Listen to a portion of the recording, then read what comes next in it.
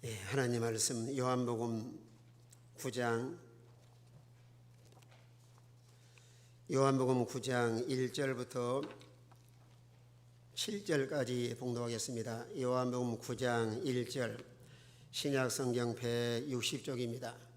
요한복음 9장 1절 예수께서 길을 가실 때에 나을 때부터 맹인된 사람을 보신지라 제자들이 물어 이르되 납비여 이 사람이 맹인으로 난 것이 누구의 죄로 인함이니까 자기이니까 그의 부모이니까 예수께 대답하시되 이 사람이나 그 부모의 죄로 인한 것이 아니라 그에게서 하나님이 하시는 일을 나타내고자 하심이라.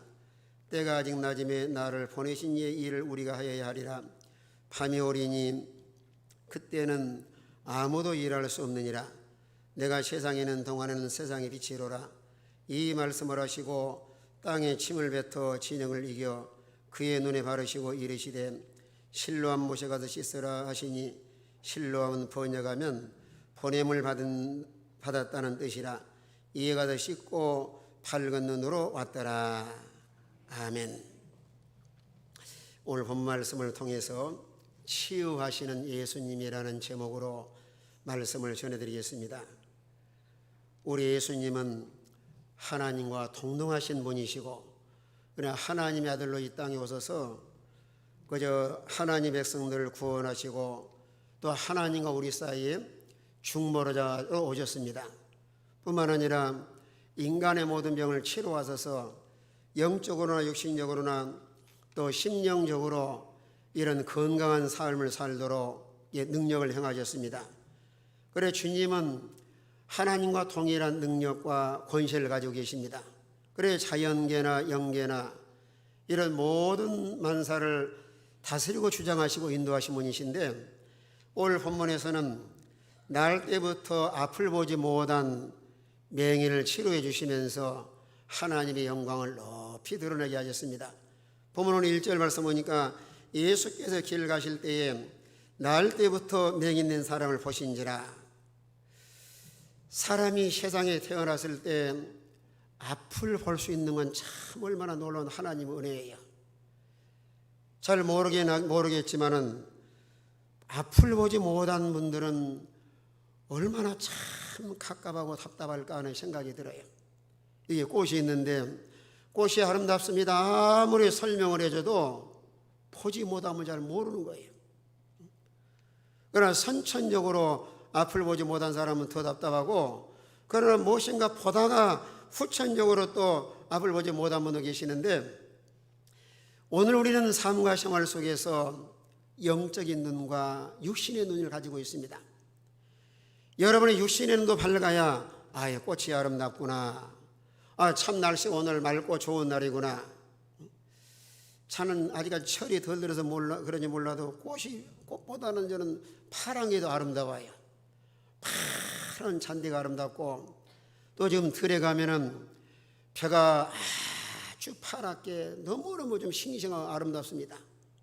물론 꽃도 아름답지만은 그러나 꽃을 바라볼 때마다 꽃이 참 아름답구나. 여러분의 가정에서도 부모가 자녀 얼굴을 쳐다보고 부부간에도 아이고 여보 요즘에 당신 보니까 고생이 많은가 싶소. 얼굴이 흰머리가 많이 보이고 얼굴이 주름살이 많이 졌어. 서로 얼굴을 쳐다보면서 서로 이루어가고 살 수 있는 그것도 참 얼마나 귀한 일이에요. 그러나 더 중요한 것은 우리가 살아가면서 하늘의 신령한 세계를 볼 수 있는 일. 오늘 수많은 사람들이 교회를 다녀도 이런 하나님과 영의 세계를 모르기 때문에 하늘나라는 이렇습니다. 우리 예수님이 이런 분이십니다. 아무리 잘 설명을 해줘도 모르니까 마음에 확신에 찬 믿음이 없기 때문에 그저 믿음의 생활을 소홀히 하기 쉽습니다. 그러나 예수님이 길 가시다가 나면서 앞을 보지 못한 사람을 보십니다. 오늘 수많은 사람들을 우리 주님이 보고 계시지만은 오늘 나면서 맹인된 사람은 가난한 사람이고 참 얼마나 불쌍한 인생이에요. 그런데 주님께서는 한 영혼 영혼을 너무 소중하기 때문에 그냥 스치고 지나갈 수 있지만은 저분은 얼마나 답답할까. 어떻게 앞을 보지 못하고 세상에 태어날 때부터 저렇게 맹인으로 태어났는가? 우리 예수님은 우리의 모든 삶과 생활 가운데 여러분 한 사람 한 사람마다 관심을 가지고 늘 보고 계시는 거예요. 우리의 부족한 면, 연약한 면, 일생을 답답하게 살아가면서 사람이 해결할 수 없는 이런 문제 속의 인생을 살아가지만은 그 모든 면을 우리 주님께서 다 보고 계십니다. 그래 제자들과 함께 공행을 하는데 제자들이 예수님께 질문을 합니다. 랍비여, 선생님이여, 저 나면서 소경된 자는, 맹인된 자는 자기 죄 때문입니까? 아니면 부모의 죄 때문입니까? 유대 나라의 사고방식은 사람이 병이 걸리면 다 죄로 인해서 병이 걸린 줄 생각을 합니다. 그러나 성경에 보면은 모든 사람이 질병 걸린 것은 다 죄를 지어서 그저 질병 걸렸다고 단정하기 어려워요.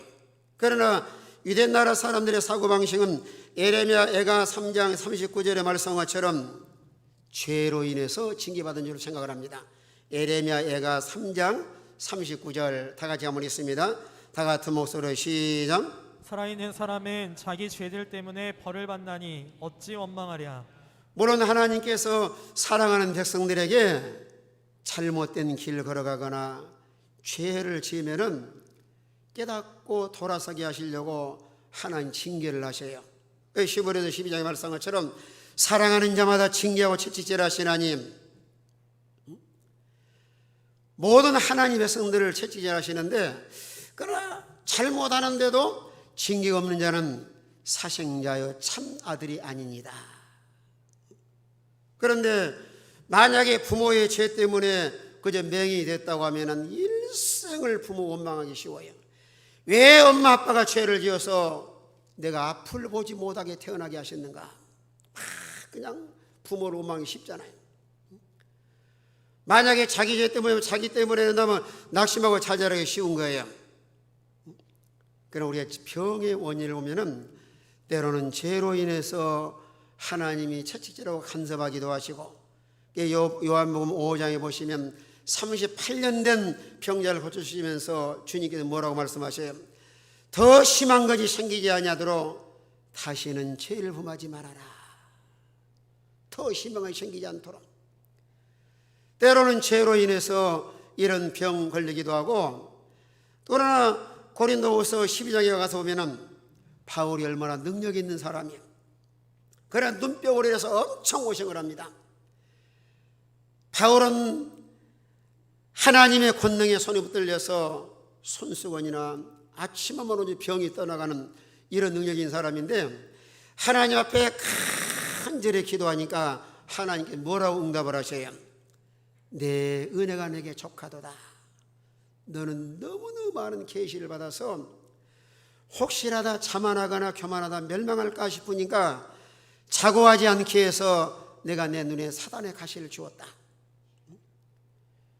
여러분, 때로는 어떤 몸이 한쪽이 연약하고 부족하다 할지라도 그걸 낙심하거나 좌절하지 말고 그거마저도 하나님의 은혜로, 사람의 만사가 다 전례만 가다가 교만하기 쉽고 하나님을 떠나기 쉬워요. 그래서 때로는 하나님이 겸손하게 하시려고 이런 질병을 허락하기도 하시고, 그러나 욥은 하나님을 잘 섬기는 사람인데 엄청난 고난을 당합니다. 그저 재산 하루아침에 다 잃어버렸죠. 또 자녀들 다 잃어버렸죠. 그런 와중에서 몸에 악창이 나서 집에 들어가지도 못하고 잿더미에 앉아가지고 기아장으로 뜩뜩 긁고 앉아 있습니다. 그때에 하나님께 욥에게 하신 말씀이 뭐예요? 오직 그가 나의 가는 길을 아시나니 나를 단련하신 후에 정금같이 나오리라. 이런 질병과 수많은 고난을 통해서 모든 신앙의 예보적인 요소는 다 불로 태워버리고 순수한 정금의 신앙을 만들게 하시려고. 그러나 본문에서는 주님께서 이런 제자들의 질문에 답변이 뭐예요? 부모의 죄입니까? 자기 죄인가? 질문했을 때 우리 예수님께서는 오늘 3절에 뭐라고 말씀하셨습니까? 이 사람이나 그 부모의 죄로 인함이 아니라 하는 것이 아니라 그에게서 하나님이 하시는 일을 나타내고자 하심이니라. 하나님은 살아계신 분인 것을 나타내게 하시려고. 오늘 수많은 사람들은 하나님이 눈에 보이지 않기 때문에 하나님을 의심하는 사람도 많이 있습니다. 하나님이 참으로 살아계신 분이신가? 영으로 계신 하나님은 오늘도 살아계셔서 이런 고난과 역경을 통해서 하나님을 경험하게 하시고 하나님의 영광을 드러내게 하시려고 나면서 오늘 여기 앞을 보지 못한 맹인이 되었다, 이 말씀을 하고 계십니다. 뿐만 아니라 요한복음 11장 4절에 가서 보면은 나사로가 병들어서 죽었을 때 예수님이 뭐라고 말씀하셔요? 나사로는 죽을 병이 아니고 하나님의 영광을 이해합니다. 오늘 여기 나면서 맹인된 사람도 부모의 죄도 아니고 자기 죄도 아니라 오늘 3절에 주님이 말씀한 것처럼 하나님이 하시는 일을 나타내고자 하시니라. 우리가 살아가면서 고난과 역경이 없을 수는 없지만 이런 고난과 역경을 통해서 하나님의 살아계심을 경험하게 하시고 우리의 모든 삶을 통해서 하나님의 영광을 드러내기를 원하시는 하나님의 섭리인 줄로 우리 모든 성도가 믿으시길 바랍니다. 하나님은 살아계신 분이시다. 그러면 예수님께서 오늘 4절에 와서 이런 하나님의 놀라운 일을 감당하게 하시려고 하나님이 예수님을 보냈다고 말씀하시는데 오늘 4절 말씀 보니까 때가 아직 낮음에 나를 보내신 이의 일을 우리가 하여야 하리라. 밤이 오리니 그때는 아무도 일할 수 없느니라. 우리 예수님은 하나님께서 이 땅에 보내셔서 귀한 사명을 감당하게 하셨습니다. 그러면서 주님이 말씀하시기를 때가 아직 낮음에 나를 보내신 이의 일을 우리가 하여야 하리라. 오직 낮과 밤은 주님의 십자가의 사건을 통해서 기준하고 있습니다. 예수님이 사람의 몸을 입고 이 땅에 계신 동안은 낮으로 생각을 하시고 십자가에 달려 죽으신 때를 밤으로 생각하시는데 우리 인간의 모든 삶과 생활 가운데서도 예수님이 시간 속에서 일하신 것처럼 우리 하루의 일과 속에서 낮에는 일하는 시간이고 밤에는 뭐하는 시간이에요? 주무시는 시간. 우리가 일할 때는 일하고 또 주무실 때는 주무셔서 이런 24시간을 잘 관리를 해나가야 우리가 하루에 살아가면서도 이런 건강한 삶을 살아갈 수가 있습니다. 그러나 우리 예수님께서는 하나님 이 땅에 보내서 오셨습니다. 그래 주님이 사람의 몸을 입고 이 땅에 오셔서 크게 세 가지 사역을 감당을 하신 거예요. 마태복음 4장 23절에 말씀한 것처럼 말씀을 가르치시고 4장 23절 다 같이 읽습니다. 다 같은 목소리로 시작. 예수께서 온 갈릴리에 두루 다니사 그들의 회당에서 가르치시며 천국 복음을 전파하시며 백성 중에 모든 병과 모든 약한 것을 고치시니. 우리 하나님께서 예수님이 이 땅에 보내셔서 이 세상에 육신의 몸을 입고 계신 동안에 세 가지 사역을 감당을 하셨습니다. 갈릴리에 두루 다니사 그들을 회당에서 가르치시며 하나님의 기이한 뜻을 전달할 뿐만 아니라 사람이 모이는 곳마다 사람을 하나님의 손을 모아놓고 말씀을 잘 가르치시고 이런 똑같은 맥락에서 초대교회가 탄생하면서 사도행 2장 42절에 보면 초대교회 신자들도 사도의 가르침을 잘 받아서 말씀대로 교회가 든든히 잘 세워져 나갈 수가 있었습니다. 말씀으로 양육해 나갈 뿐만 아니라 천국 복음을 전파하시며 택한 백성들을 구원하는 일, 이건 예수님이 친히 오셔서 이 마을 저 마을 가서 복음을 전하시고 생명을 살리실 뿐만 아니라 하나님의 사도를 세우고 제자를 세우시고 오늘날 마지막 시대를 살아가면서 교회의 사명이 복음을 전해서 생명을 살리는 일이 오늘 교회의 귀한 사명입니다. 그래서 예수님이 부활을 승천하시면서 사도행 1장 8절에 뭐라고 말씀하셨어요? 너희가 성령이 마시면 권능을 받고 예루살렘과 온 유대와 사마리아 땅까지 이르러서 내 증인이 되리라 하시니라.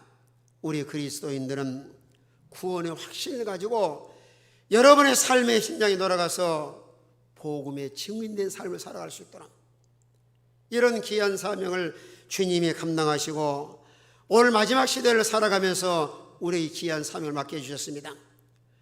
뿐만 아니라 예수님은 모든 병과 약한 것을 고치시고, 그래 주님이 가시는 곳마다 이런 놀라운 하나님의 능력을 나타나셔서 병든 자와 약한 자를 고치시면서 오늘 본문에서도 우리가 보내신 자의 일 우리가 하여야 하리라. 오늘 우리 그리스도인들은 하나님의 자녀요 그리스도에 속한 자로서 우리가 할 일이 무엇인가?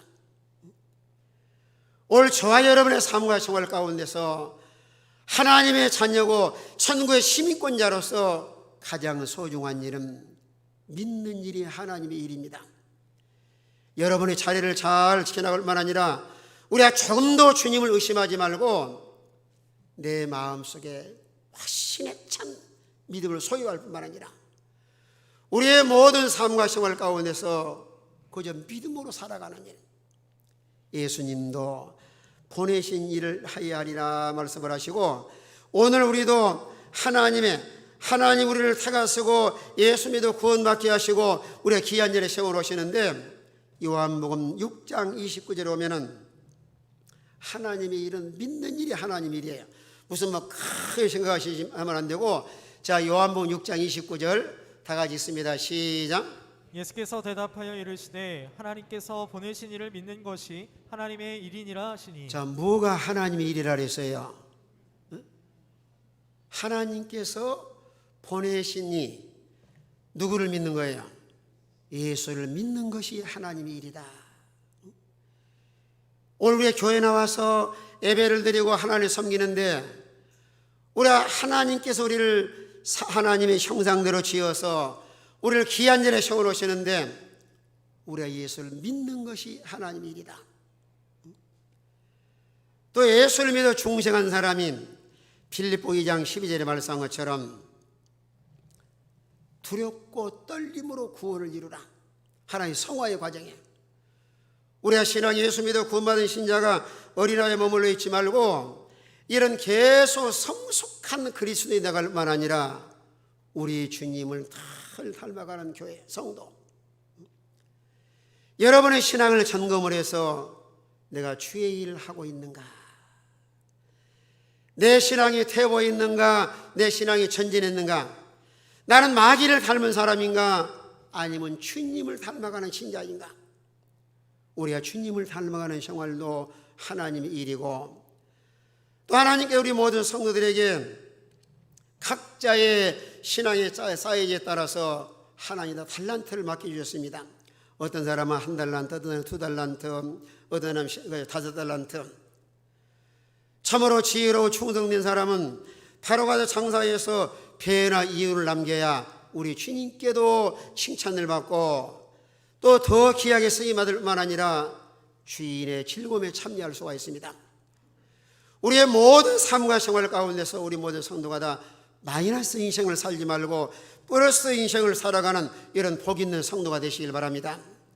달란트 장사를 잘해서 배나 이윤을 남길 수 있도록, 뿐만 아니라 마태복음 25절에 말씀한 것처럼 우리가 등과 기름을 잘 준비하는 일도 하나님의 일이요, 특별히 교회 안에서 직분자들은 고린도전서 4장에 말씀한 것처럼 맡은 자들이 구할 것은 뭐라 그랬어요? 충성이니라. 하나님 나라의 거룩한 지체요 은사와 재능과 달란트를 주셨는데, 이런 모든 지체요 또 하나님 귀한 사명자들로서 하나님의 일을 소홀히 하지 말고 이 충성해 나갈 때 주님 나라 가서도 영광에 참여할 수가 있고, 오늘 이 땅에 살아가면서도 하나님이 약속하신 이런 은혜와 복을 받을 수가 있습니다. 오늘 주님 말씀을 하십니다. 지금은 낮임에 보내신 이의 일 우리가 하여야 하리라. 그러시면서 오늘 4절 중반 2절에 말씀하기를 밤이 오리니 그때는 아무도 일할 수 없느니라. 따라합시다. 밤이 오리니 그때는 아무도 일할 수 없느니라. 우리는 늘 생각을 해봐야 됩니다. 이 세상이 영원히 살 수 있는 것이 아닙니다. 인간의 삶은 제한된 인생을 살아갑니다. 우리의 모든 삶과 생활의 영역에 밤이 오기 전에 주의 일에 충실한 삶을 살아가는 복 있는 성도가 되시길 바랍니다. 천년 만년 사는 것이 아니고 오늘 이 땅에 제한된 인생을 살아갈 뿐만 아니라 우리가 환난의 밤, 핍박과 고난과 어느 질병과 또 나중에는 세상은 그 제한된 인생을 살아가면서 언젠가는 세상을 떠날 수도 있습니다. 오늘 주님께서 말씀을 하시는 거예요. 밤이 오리니 그때는 아무도 일할 수 없느니라. 우리가 신앙에 자유할 수 있고 하나님을 섬기고 이런 하나님이 좋은 환경 속에서 하나님께 믿음 생활할 수 있는 자유, 참 얼마나 귀한 하나님 은혜인데 이런 자유가 항상 우리 앞에 있는 것이 아닙니다. 오늘 주님도 친히 말씀하시기를 밤이 오리니 그때는 아무도 일할 수 없으리라. 따라합시다. 밤이 오기 전에 믿는 일에 충실합시다. 오늘 하나님께서 우리에게 건강에 자유하게 하시고 시간에 자유하게 하시고 예배에 자유하게 하시고 하나님을 섬길 수 있는 이런 자유를 주셨는데 이런 자유가 우리의 삶과 생활 가운데 항상 있는 것이 아닙니다. 예수님도 이걸 아시고 밤이 오기 전에 주의 일에 충성하도록, 밤이 오면은 아무것도 할 수 없느니라 말씀하시면서, 그래 주님께서 친히 또 오늘 5절에도 말씀하시기를 내가 세상에 있는 동안에는 세상의 빛이로라. 밤이 오기 전에 우리 예수님은 빛으로 오신 예수님이십니다. 빛은 어둠을 나타내어 폭로합니다. 빛과 어둠은 서로 공존할 수가 없습니다. 그래 빛을 통해서 어둠의 세력, 악의 세력, 이런 모든 마귀 세력을 다 물리치고 궁극적으로는 오늘 본문에 말씀하시기를 나면서 소경된 자의 눈을 뜨게 하시려고, 이런 주님의 빛으로 오신 예수님께서 빛을 환하게 비침으로 인해 가지고 문제와 사람이 해결할 수 있는 모든 일도 적나라하게 다 드러내십니다. 이런 문제를 드러내실 뿐 아니라 사람이 할 수 없는 이런 해결할 수 있는 모든 문제들을 다 해결하시려고 빛으로 오시면 예수님이세요. 오늘 죄와 사망에서 자유하게 하시고 흑암의 권세에서 건져내서 삶의 자유함을 누리게 하시고, 오늘 특별히 이 소경된 사람, 앞을 보지 못하는 맹인의 눈을 뜨게 하시고 보게 하시려고 내가 세상에 있는 동안 빛이라 이 말씀을 하신 거예요. 누가 어두운 눈을 보게 하실 것인가? 보지 못한 자를 보게 하실 분은 오직 예수 그리스도 한 분이신데, 그래도 우리 예수님은 우리의 소망이시요 우리가 같이 의지하고 따라갈 분이 예수 그리스도입니다. 여러분 육신의 눈만 뜨게 하실 뿐 아니라 우리 영의 눈을 뜨게 하실 분도 예수 그리스도. 그래서 진정으로 예수를 마음속에 모시고 사는 사람은 요한복음 1장에 말씀한 것처럼 빛의 자녀. 또 에베소 5장에서도 그랬습니다. 과거에는 어둠에 속한 자였지만은 참으로 말씀과 성령으로 거듭나서 우리 마음속에 예수를 모시고 사는 성도는 우리는 다 빛의 자녀입니다. 그래서 마태복음 5장 16절에서도 너가 착한 행실을 모든 사람에 비치게 하여 하늘에 계신 하나님께 영광을 돌리게 하라. 우리 모든 성도는 다 빛의 자녀이기 때문에 여러분의 삶과 생활 속에서도 착한 행실을 통해서 하나님께 영광을 돌릴 수 있도록, 에베소서 5장 9절에서는 빛의 자녀는 모든 착함과 의로움과 진실함이 있느니라. 우리는 다 어둠의 자녀가 빛의 자녀입니다. 따라합시다. 나는 어둠의 자녀가 아니고 빛의 자녀다. 자, 빛의 자녀인 것을 다 믿으시면 다 아멘 합시다. 참으로 우리는 어둠에 속한 자가 아니고 빛에 속한 하나님의 자녀이기 때문에 우리의 삶과 생활 가운데서도 다른 사람이 상처 주거나 손해 주거나 악을 행하지 말고 우리의 착한 행실을 통해서 하나님 영광을 돌릴 뿐만 아니라 또 삶과 생활 가운데서 항상 바른 게 살아갈 수 있도록. 여러분, 시대는 상당히 혼란한 시대에 살아가고 있습니다. 우리는 종말론적인 시대를 살아가면서 우리 그리스도인들이 항상 마음속에 기억할 것은 내가 바르게 믿고 바르게 살아야 되겠다. 꼭 기억을 하셔야 돼요. 따라합시다. 바르게 믿고 바르게 삽시다. 왜 그래야 되는가 하면은 창세기 6장에서 노아 시대의 죄악의 간영함으로 전 세계가 물로 심판받아 멸망을 당했을 때 노아의 가정은 참으로 독특하게 사람들이 비웃고 조롱하고 멸시하고 무슨 소리를 했다 할지라도 하나님께서 자기의 명하신 대로 준행함으로 천하가 다 멸망을 받았을 때 노아의 가정은 구원받았습니다. 그때에 하나님께 말씀하시기는 노아는 의인이요 완전한 자요 하나님과 동행한 자였다고 말씀을 하고 있습니다. 오늘 이 시대도 마찬가지예요. 교회도 많고 신자도 많고 주여주하는 사람 많이 있는데 참으로 노아 시대처럼 혼란한 시대에 살아가고 있는데 이런 종말론적인 시대를 살아가면서 하나님이 인정할 만한 의로운 사람, 천인이 많이 불의하고 악한 길을 걸어간다 할지라도 하나님과의 절대적인 관계 속에서 우리가 바르게 믿고 바르게 살면 하나님께서 절대로 버리지 않습니다.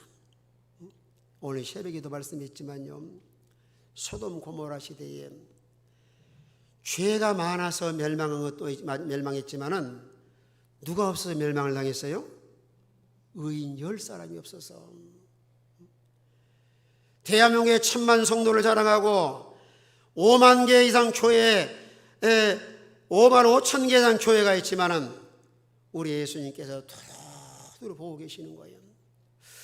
어디 가서 내 마음에 꼭 든 신자를 찾아볼 것인가? 오늘날 껍데기 신자는 많이 있어도 알곡 신자가 되어서 하나님이 인정할 만한 이런 진실한 믿음의 사람을 찾아보기 어려운 시대에 살아가고 있습니다. 부디 부탁을 합니다. 하나님이 인정할 만한 믿음의 소유자가 되시길 바랍니다. 하나님이 두루두루 다니면서 내 하나님 마음에 꼭 드는 신자, 그래 마지막 시대를 살아가면서 우리가 사람 따라 물결 따라 흔들리지 말고 하나님과의 절대적인 관계 속에서 수많은 사람이 불의하고 격기를 간다 할지라도 하나님과의 절대적인 관계 속에서 우리가 믿음을 잘 지켜서 하나님의 진노를 풀어드리고 하나님의 이런 공의하심을 입을 수 있는 이런 우리 모든 성도가 되시길 바랍니다. 우리 한번 큰 소리로 따라합시다. 바르게 믿고 바르게 삽시다. 이런 의로운 삶을 성도를 통해서 하나님의 궁일하심으로 이 어려운 난국을 극복해 나갈 줄로 믿으시길 바랍니다. 그래서 우리 성도들의 한 사람 한 사람이 너무너무 소중합니다. 내가 바로 믿어야지, 내가 바르게 살아야지. 수많은 사람이 다 타협한다 할지라도 하나님 관계 속에서 내가 하나님 인정할 만한 이런 믿음의 사람이 되어야지. 이게 각자의 마지막 시대의 사명이에요. 사명. 이렇게 빛으로 오신 예수님께서 이 나면서 앞을 보지 못한 사람을 치료하시는데 이것도 참 신기하게 치료를 하셔요. 치료 방법 보면은 오늘 6절 말씀 보니까요, 이 말씀을 하시고 땅에 침을 뱉어 진흙을 여겨 그의 눈에 바르시고 이르시되 어디 가서 씻으라 말씀을 하셨어요. 실로암 못에 가서 씻으라. 아니 나면서 맥이 있는 사람 와서 기도를 해주시든지 안수를 하시든지 그렇게 하지 아니하시고 침을 뱉어서 진흙을 해가지고 그래도 지금 답답해 죽겠는데 맹인의 눈에다가 바릅니다. 이것은요, 이 사람에게는 큰 시험이에요. 아이고 예수님, 아니 그렇잖아 앞을 보지 못하는데 어떻게 진흙으로 눈을 발라서 다 깝깝하게 하십니까? 얼마든지 주님을 불평하고 원망할 수가 있어요. 그런데 왜 이런 시험을 하셨는가 하면은 그래도 주님을 신뢰하고 따르겠는가? 이건 마치 이스라엘 백성들 애굽에 나오게 하셔서 광야 40년 길을 걷게 하시는데 얼마든지 한 10일 정도면 가나안 땅에 이제 지켜가며 갈 수가 있는데 왜 40일 동안이나 평생 주님이 돌게 하셨는가? 그런 가운데서도 하나님께 믿음을 지키는가 안 지키는가 하나님 테스트 하시는 거예요. 그래서 신명기 8장 2절에 말씀하기는 왜 40년 광야의 길을 걷게 하셨는가 기억하라고 말씀하셨습니다. 자, 신명기 8장 2절 다 같이 읽습니다. 다 같은 목소리로 시작. 내 하나님 여호와께서 이 40년 동안에 내게 광야길을 걷게 하신 것을 기억하라. 이는 너를 낮추시며 너를 시험하사 내 마음이 어떠한지 그 명령을 지키는지 지키지 않는지 알려 하심이라. 이건 우리가 꼭 기억할 말씀입니다. 여러분이 교회에 나와서 기도하고 믿음의 길을 걸어가는데 때로는 더 어려운 일을 만날 수도 있어요. 더 어려운 일을 만날 수도 있습니다. 지난번에 어떤 사람 그저 설교를 제가 들어보니까 교회는 그 건강한 교회가 아니에요. 예수 믿는 목적을 어디다 두고 있냐면은 세상에 초점을 두고 있더라고요. 예수 믿는 목적은 세상에서 잘 먹고 잘 사는 것이 예수 믿는 목적이다. 그 교회에서 확진자 많이 나왔습니다. 이게 건강을 잘못된 교회예요. 우리가 신앙의 길을 걸어갈 때 많은 사람이 오해 중에 하나가 내가 교회에 나가고 예수 믿으면 만사가 다 잘 될 줄 생각했다가 어려운 일 만나면은 에이고 교회 나갔더니 내가 그냥 하나님이 나를 안 도와주신 것 같더라. 그러나 이런 시험을 이겨나가야 하나님의 은혜를 체험하고 경험할 수 있는데 그저 이스라엘 백성들도 광야길을 걷게 하신 것은 낮추시고 너를 시험하자. 이런 가운데서도 하나님 말씀을 잘 순종하고 내가 믿음을 지키겠느냐. 오늘 나면서 맹인들도 마찬가지예요. 침을 뱉어서 진흙을 이겨서 그렇잖아 갑갑해 죽겠는데 눈에 갖다 딱 바릅니다. 얼마나 참 큰 시험이에요. 그러면 주님께서 말씀하시기를 실로암 모시가 씻으라. 실로암은 보냄을 받았다는 뜻입니다. 예수님이라는 뜻이에요. 우리 예수님 우리의 소망이고 생명의 근원이시고 우리 삶을 다 구원하시고 인간이 해결할 수 없는 그저 인간 지각을 초월해서 일하신 분이 우리 예수 그리스도입니다. 그래 이 말씀을 하니까 나면서 소경된 자가 오늘 7절 말씀 같이 한번 다시 한번 읽습니다. 7절 같이 한번 읽도록 하겠습니다. 다 같은 목소리로 시작.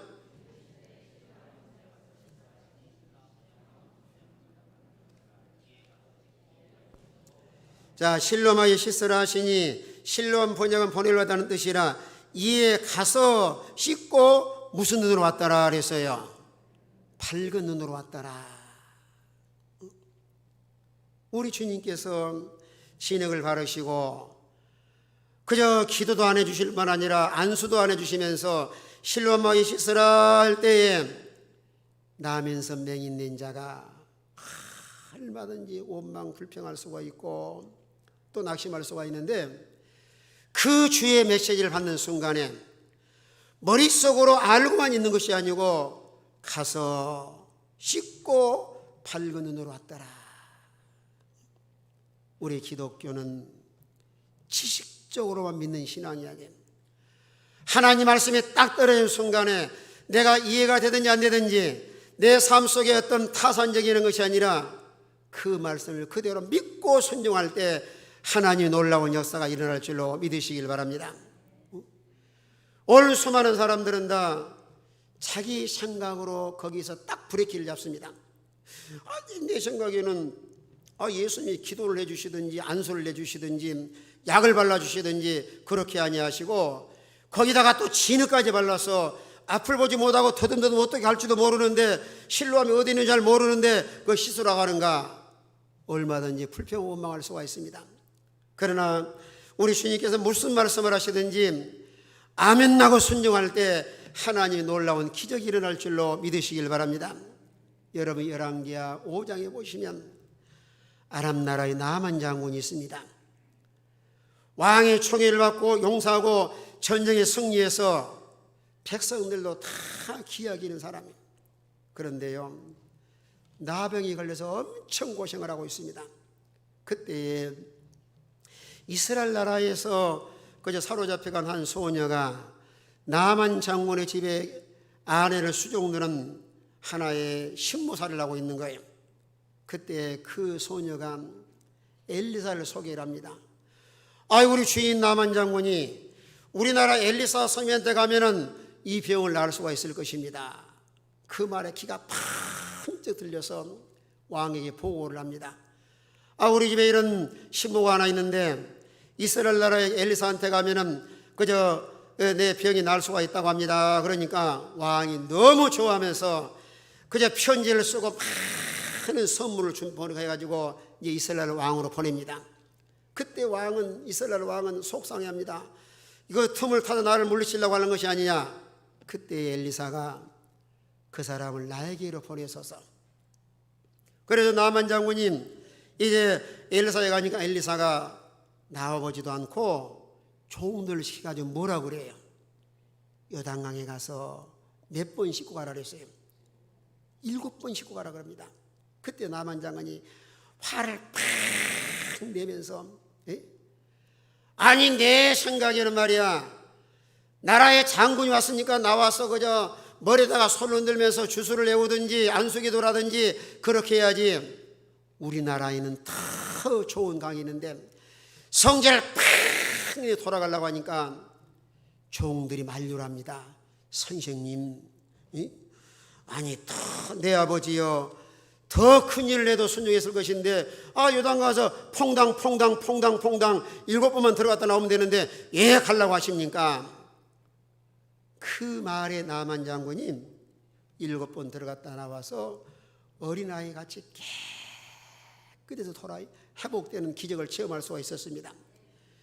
여기서 중요한 말씀 뭐예요? 내 생각을 내려놔야 하나님 말을 순종할 수가 있습니다. 소녀의 말을 들어서 이스라엘 갔어요. 엘리사 말하니까 처음에는 성질을 내면서 돌아가려고 했어요. 그때 종들이 갔다가 내 아버지요 그 말할 때 그래도 순종하고 나니까 놀라운 기적을 체험을 합니다. 오늘날도 하나님께서는 내 생각이 맞지 않아도 내 경험이 맞지 않아도 내 지식에 맞지 않아도 하나님 말씀 앞에 우리가 순종해 나갈 때 이런 놀라운 기적이 나타날 줄로 믿으시길 바랍니다. 이런 나면서 맹인된 자가 말씀을 순종할 때 기적을 체험한 것처럼 오늘날도 순종하면 순종할수록 눈이 밝아집니다. 여러분 누가복음 5장에서도 베드로가 밤새도록 가서 고기를 잡았지만은 한 마리 잡지 못했습니다. 그런 실패한 베드로에게 주님이 찾아오셔서 베드로의 배후에 앉으시고 말씀을 하신 다음에 베드로야 너 밤새도록 고기 잡지 못했지? 깊은 데 가서 그물 내려 고기를 잡으라. 그때 베드로는 뭐라고 말합니까? 선생이여 내가 밤이 맞도록 수고를 얻은 것이 없지만은 말씀에 의지하여 그물을 내리이다. 말씀에 의지하여. 그래 그물을 내렸더니 하나님의 놀라운 기적으로 바닷속의 물고기를 다 베드로의 그물에 들어가게 해서 엄청나게 고기가 많이 잡혔습니다. 그래 하나님의 놀라운 은혜를 체험할 뿐만 아니라 그러고 나서 베드로가 눈이 밝아진 거예요. 바로 앞에서는 뭐라 그랬어요? 선생이여 했는데 이제는 고기가 많이 잡힌 것이 목적이 아니라 이런 하나님을 딱 체험하고 나니까 베드로가 뭐라고 고백하냐면은 주여 나는 죄인으로소이다 나를 떠나소서. 그가 참으로 눈이 어두워서 예수님을 선생으로 알고 알아보지 못했지만은 말씀에 의지하여 그물을 내리고 나서 고기도 많이 잡는 체험을 할 뿐만 아니라 눈이 밝아져서 주여 주님을 주인으로 모시고 사니까 자기의 정체성이 적나라하게 다 누려보이고 나니까 나는 죄 많은 사람입니다. 나를 떠나소서.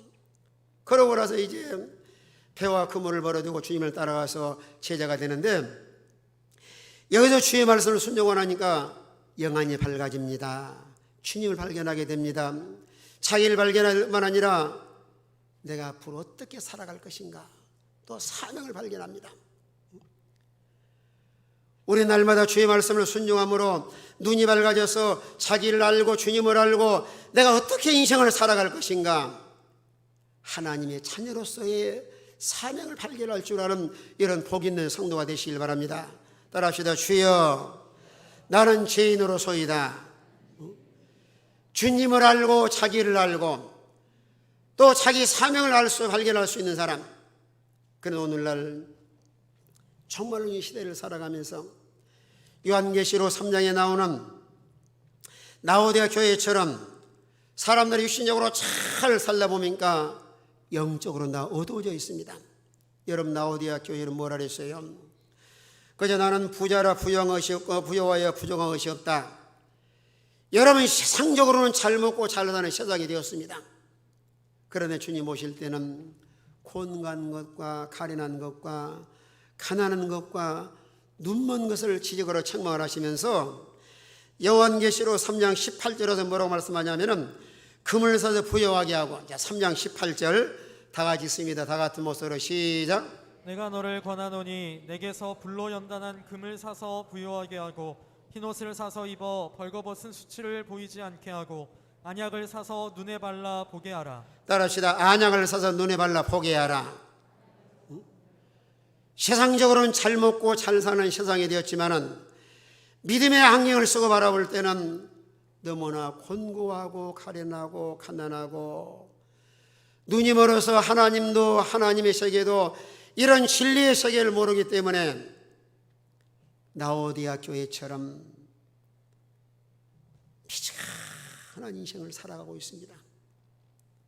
우리 모든 성도가 다 눈이 밝아져야 됩니다. 여러 육신의 눈도 밝으니까 얼마나 좋아요. 꽃도 볼 수도 있고 성기도 볼 수가 있고 눈이 침침하면 얼마나 답답해요. 우리가 주의 말씀을 순종함으로 인하여 이런 영적 이런 맹인 앞을 보지 못하는 이런 자가 되지 말고 눈이 번쩍 떼어져서 하나님과 신령한 세계를 바라보고 날마다 믿음으로 살아가는 이런 우리 모든 성도가 되시길 바랍니다. 따라합시다. 안약을 사서 눈에 발라 보게 하라. 이 안약은 하나님 말씀을 순종하는 것이 안약이에요. 이 하나님 말씀을 순종하면 순종할수록 눈이 밝아져서 그저 눈이 발짝 띄어지고 나면은 이런 신령한 세계와 하나님과 또 이 진리를 깨달아서 우리가 하나님 모시고 믿음으로 마지막까지 승리하는 이런 삶을 살아갈 수가 있습니다. 따라합시다. 주여, 내 눈을 밝혀서 신령한 세계를 보게 하소서. 어두워지지 말고 눈이 밝아지는 이런 우리 모든 성도가 되시길 바랍니다. 다 같이 한번 통성으로 기도합시다. 기도하시면서 주여, 우리 눈이 밝아져서 신령한 세계 주님 바라보고 날마다 시대를 분별할 수 있는 이런 우리 모든 성도가 될 수 있도록 다 같이 한번 통성으로 기도하겠습니다.